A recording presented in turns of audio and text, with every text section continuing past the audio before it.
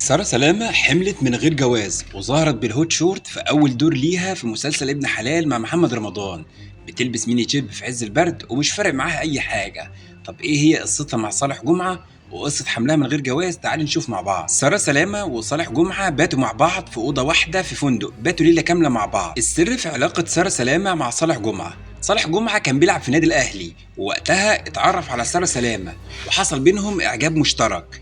الامور بدات تتطور كده حبه بحبه، خروجات، شويه شويه فسح، شويه شويه سهرات في ملاهي ليليه بقى وكل حاجه. طب بعد كده ايه اللي طور الامور وخلى الموضوع يتسرب للصحافه والناس كلها تعرف؟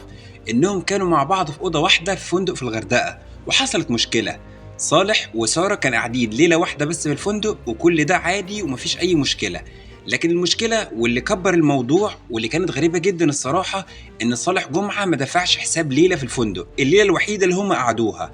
فإدارة الفندق عشان تقدر تحصل على حقوقها عملت إيه؟ راحوا على طول ومكلمين إدارة النادي الأهلي، وحكوا لمسؤولين النادي الأهلي الحكاية بالتفصيل. وطبعا مسؤولين النادي الأهلي عارفين إن صالح جمعة أصلا مش ملتزم وبتاع سهرات وخروجات، وعلى طول أول ما قال لهم كده اتأكدوا إن ده حصل بالفعل من غير ما يشوفوا بعينيهم حتى.